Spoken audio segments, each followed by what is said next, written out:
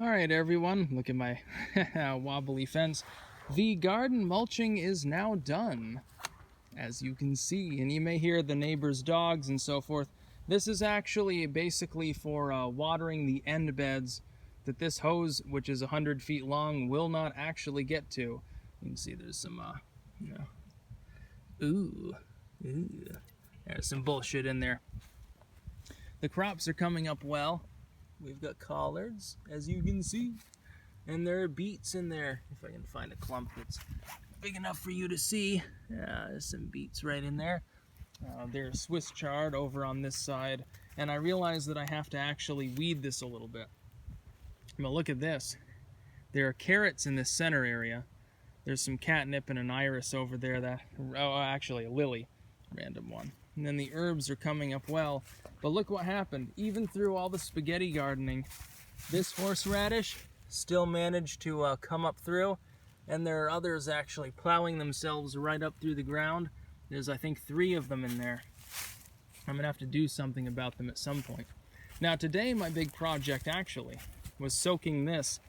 This entire area got soaked with about 20 gallons of fertility-rich water, actually, in order to try to force it to blossom, because it's just starting to leaf out, but I think it may have gotten frosted a little bit. And here, some good shit. Those are cherry tomato seedlings in there. Now, cherry tomatoes take a lot less time to produce, so unlike these, which are Cherokee Purple and Roma, I didn't feel a need to get seedlings of them. These ones were just started indoors a couple weeks early. And usually I just start them literally from seed, and you still do get cherry tomatoes from them, so they should be fine. And this is going to be a pumpkin, actually, in here. There's a good couple of feet around it. It's literally just going to be one pumpkin. And I'm not actually sure, because it's from a mix of different types of pumpkin seeds, so it could be white, it could be orange, it could be one of the jumbo, it could be one of the smaller kinds. No way to tell. Over here, in these 2 little areas, and these 2 marked by sticks are zucchini, and in these ones, on these 2 beds, they're spaghetti squash, which you boil them and then you scoop them out, and they're long strands like spaghetti, basically, spaghetti noodles. And then there are 3 rows in both of these of corn and bean mix. And I realize there's some of the red compost showing through. I do have to add a little bit more of the other compost to this general area. Mostly it's done. And this is Artemisia absinthium, and it's looking absolutely fantastic. It also smells really good. It's difficult to describe the smell. How would I describe it? I would describe it as a pine tree plus a little bit of butter, actually, which is a little bit strange. Peppers are all looking good. The turnip rows. The turnips are coming up in there. Actually, you can see them now. And then the cabbage are coming up, the radishes, the lettuce have sprung out, along with the spinach in that back area. All those little green things are lettuce and spinach. So literally everything has come up, other than over here. And I watered the path a little bit too to degrade it down.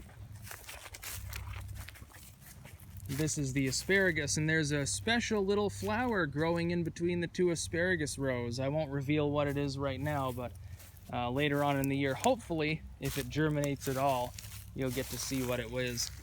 And there are onions, as you can see, coming up in there. Gonna have some. That one's a little bit weird, but you know, it'll probably be fine. Because I wanted some fresh onions.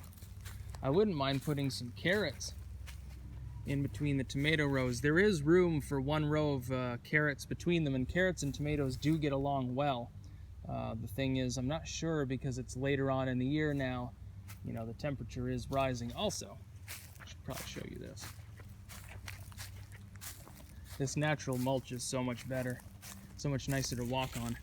I did hoe that out, the back bed, where the compost used to be. You can see next to that sign. There's rhubarb in there, irises, lilies, phlox, catnip, chamomile, and the aquapelagia, or aqualasia, I can't remember which one it is. It's a columbine, a black one. It's gonna be pretty good.